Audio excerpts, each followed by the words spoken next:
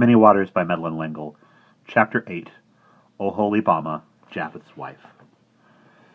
Mala and Tigla were waiting near Grandfather Lamech's ancient fig tree. Mala's belly was softly rounded. Tigla was round by nature, all soft curves and delicate plumpness that had not yet run to softness, as Anna's was doing.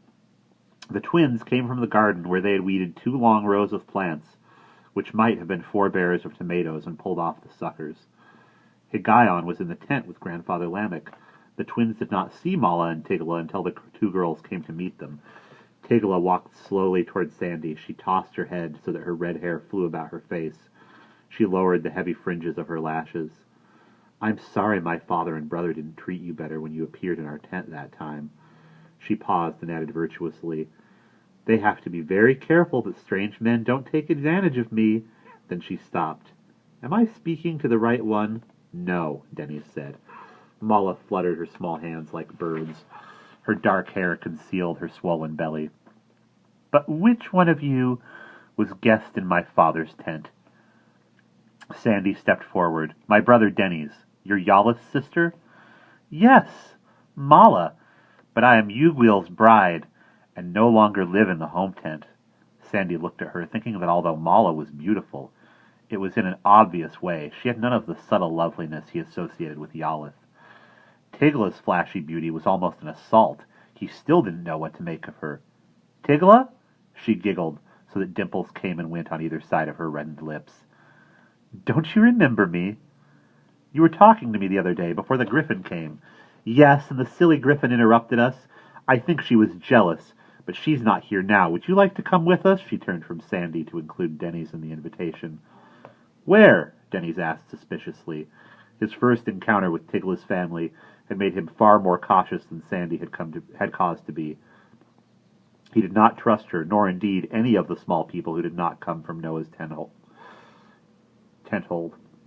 Mala, unlike Tigla, was not a giggler. She smiled. "We'd like to get to know you better. My father thinks the world of you. So let's go for a little walk."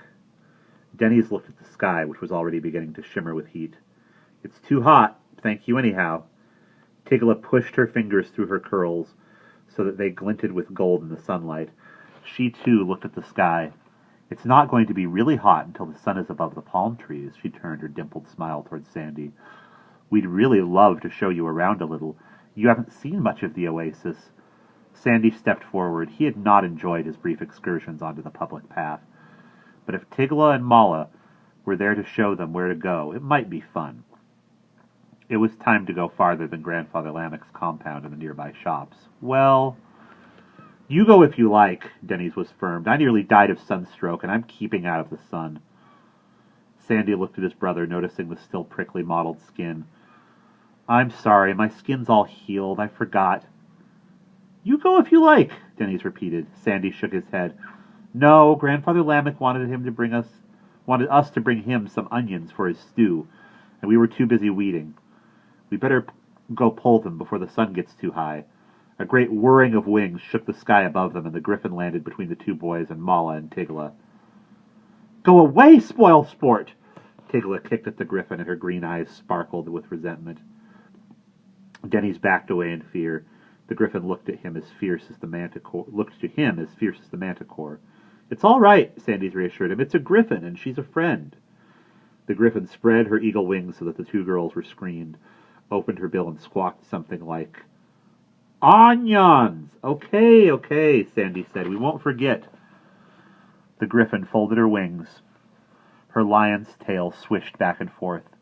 Tigla walked cautiously around her and put her small hand on Sandy's arm. "Later, then, you would like to come for a walk, wouldn't you?" "Would he?" Tigla made Sandy feel very peculiar. She was both alluring and unsettling, and she was very different from Yalla, of the bronze hair and eyes and luminous smile. He would go anywhere with Yalla, but Tigla, "I don't know," he said cautiously. "Denny's and I have a lot to talk about." Mala, too, skirted the griffin by asking, "Are you sure you are 2 separate people? My husband, Uguil, can take different forms, yet it is always he." "We are twins," Denny stated. "Aren't there any twins around here?" Tigla moved her fingers slowly up and down Sandy's arm, and it prickled. so that the freckles he had acquired in the sun seemed to stand up. Two look exactly alike? No. Of course, we can tell you apart right now, because your skin, her fingers caressed Sandy's forearm, is strong, and you are getting quite tanned, and you both have freckles across your nose, whereas his, she indicated Denny's, still looks raw and uncooked. But handsome, Mala purred. We don't have any men on the oasis who are as tall and like gods as you are.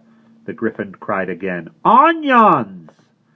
Sandy had already turned in the direction of the vegetable garden when he noticed Denny's looking past the clump of trees to the public path. Yalla and Oholibamah were coming toward them, carrying a large kettle between them. Mala drew her lips up in what was more a grimace than a smile. Well, sister dear, are you pursuing the twin giants? Oholibamah's low voice was pleasant. Good morning. Matrid sent us with a meal. Grandfather Lamech is too old to cook for so many. Unheeding, Yalla looked at the twins, from Denny's to Sandy and back to Denny's. It is not just the difference in your skins that tells you apart, she looked troubled. Let's put the kettle on the fire, Oholibamah suggested. You don't have to go with them, Tigla wrinkled her nose in distaste as Yalla and Oholibamah started into the tent. Stay and talk with us, Mala wheedled, but the twins had turned their backs on the two girls and were looking after Yalla as she disappeared into the tent. The griffin shrieked with pleasure and flew off, spiraling higher and higher into the sky, and we will pause there.